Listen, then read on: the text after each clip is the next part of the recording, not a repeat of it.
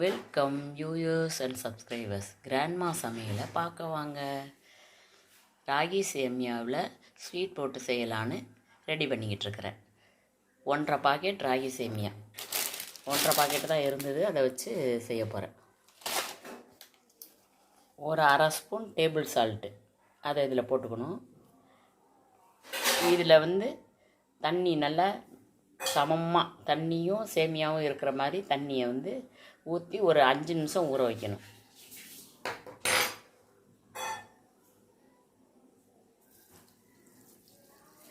ஒரு 200 தண்ணி ஊற்றுறேன். ஃபஸ்ட்டு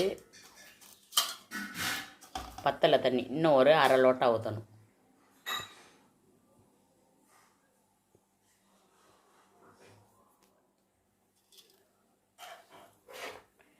ஒரு 1/2 லோட்டா ஊற்றிட்டேன். தண்ணி இருக்குது. தண்ணி எல்லா இடத்துலையும் படணும். சேமியாவில் ஒரு 5 நிமிஷம் ஊறணும். அப்படியே கிளறி விட்டுட்டு, இப்பயே கிளறி விட்டுணும், அப்புறமா உடஞ்சிடும். அதனால் இப்படி கிளறி விட்டுறணும். நல்லா கிளறி விட்டுட்டு உப்பு எல்லா இடத்துலையும் படுற மாதிரி வச்சு ஒரு 5 நிமிஷம் விட்டுட்டு அதுக்கப்புறம் எடுத்து செய்யணும். ஒரு 5 நிமிஷம் ஊறிடுச்சு. அப்படி எடுத்து பார்த்தா கொஞ்சம் சாஃப்டாக இருக்கணும். ஊறின மாதிரி நல்லா தெரியணும்.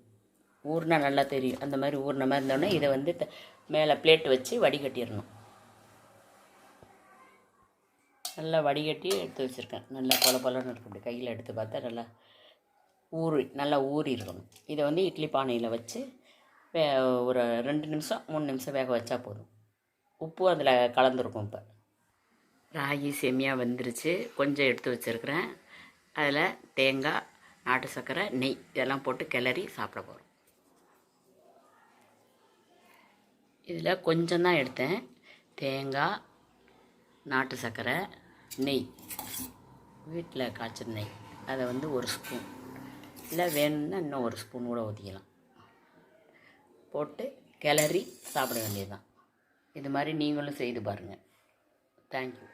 1 ஸ்பூன் எள்ளு, 1 ஸ்பூன் கடலை, நிலக்கடலை, அது ரெண்டையும் லைட்டாக இந்த கடலை நல்லா வறுக்கணும். எள்ளை லைட்டாக வறுத்து பொடி பண்ணி இந்த சேமியாவோட கலந்து சாப்பிட்டா இன்னும் நல்லாயிருக்கும்.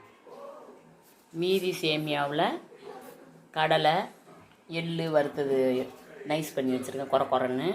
இதை போட்டு தேங்காய் போட்டு நாட்டு சர்க்கரை போட்டு நெய் போட்டு சாப்பிட்டா இன்னும் ரொம்ப டேஸ்டியாக இருக்கும். ரொம்ப ஹெல்த்தி வேறு. கடலையும் எள்ளும் பொடி பண்ணதே எடுத்து போட்டு வச்சுருக்கிறேன்.